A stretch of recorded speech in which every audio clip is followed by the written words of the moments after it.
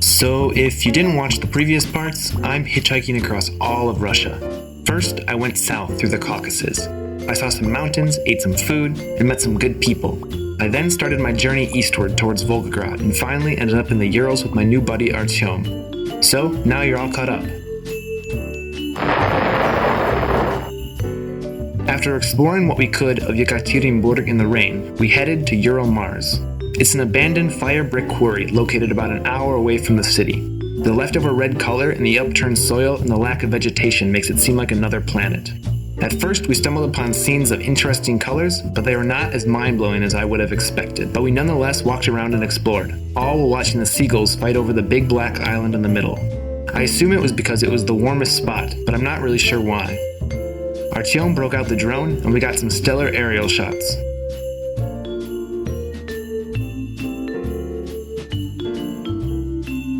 After a bit, we decided to head back towards the car. But on the way, we ended up finding the talked-about scenic area that we had been in search of. A huge lake opened up, and the red clay was amplified much more on this side.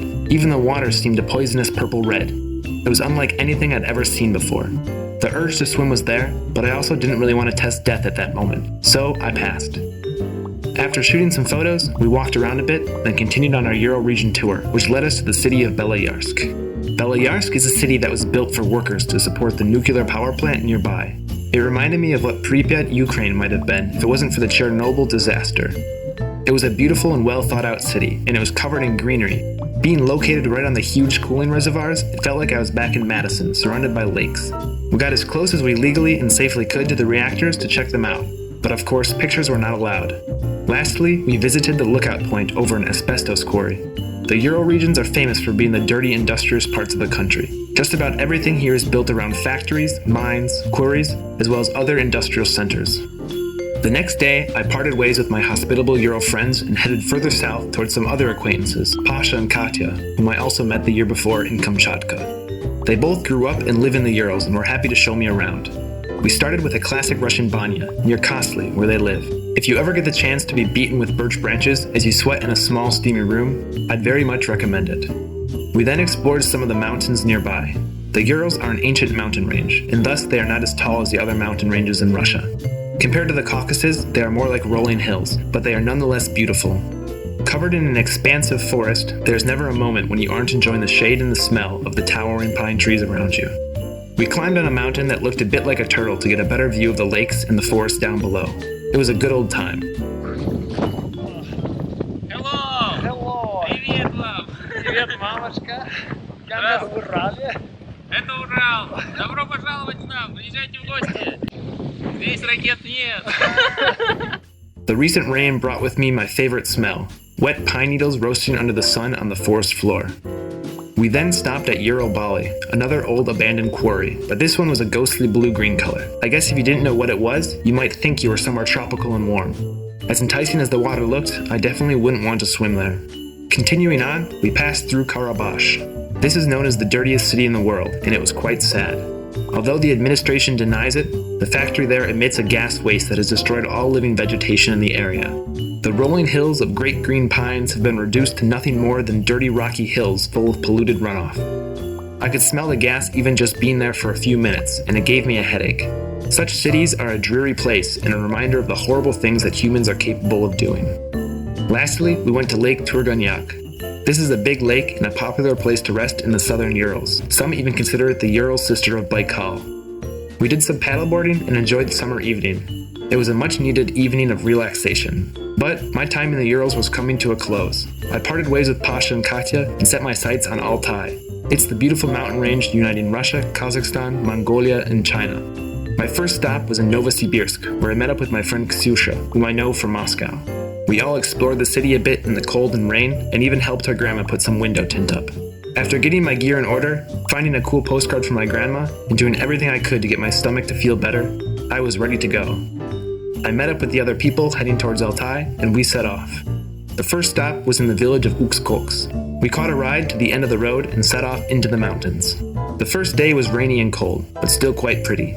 I don't think being in the mountains could ever be boring, no matter what the weather is. On the way in, I accidentally bumped into my acquaintance, Dasha, who was on her way out of the mountains. The lush green pastures of the valley were speckled with wildflowers in bloom. As we ascended over the first pass, we were greeted by a wide valley of deep color below.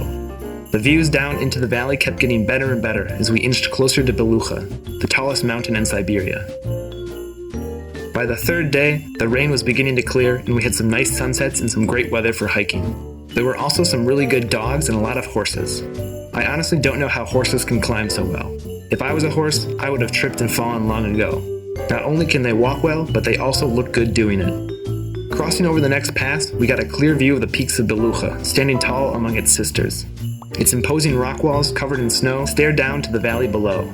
We descended from our perch up on the pass and found a nice place to camp near the lake below. The water was a pleasant blue and quite opaque due to the clay. A cold drizzle came in, but that didn't stop us from taking a quick swim. The water was a toasty 7 degrees, so how could you not swim? The next day, we had planned to head up to Tomskaya Stoyanka. It's the base camp for those looking to summit Beluga. Unfortunately, heavy rain set in and did not let up. Trekking across the glacier would have been a cold and tortuous ordeal. Although I'm a big fan of such agony, others in the group were not. Instead, we decided to hang around and explore the valley below. We wandered up riverbeds, across bridges, and through squishy moss fields, all between spurts of heavy rain, fog, and sun. The mountains that surrounded us were just as beautiful rain or shine, so we had nothing to complain about. We also found some so-called places of strength. These are special places that local people come for strength and luck. Sometimes they build these small pyramids and make a wish, and as soon as the pyramid falls, the wish comes true. The next day, the weather finally cleared up, and we decided to get up onto the glaciers at the foot of Beluga. Since we had crossed into the border zone, I had to have a pass again. This time, I was prepared, and I had everything ready. As we made our way up across rickety bridges and rocks, we inched closer to Beluga. The view was wonderful, and the weather stayed great the whole time. Being summer, the glacier was mostly an ugly gray color, but it was surreal to stand on such a huge glacier, listening to the slow tinkle of meltwater that, just a few kilometers down the mountain, is a raging river. By evening, we caught a beautiful sunset, and I stayed up to try my hand at some night photography. With just a GoPro and no editing software, I'm happy with how this one turned out. The next couple of days, we followed the river down the valley back towards civilization. We crossed through deep forests of towering pines, whose intricate roots intertwined with the rocks and mud below our feet. At the bottom, we built a big bonfire and had some canned caviar on crackers to celebrate our success.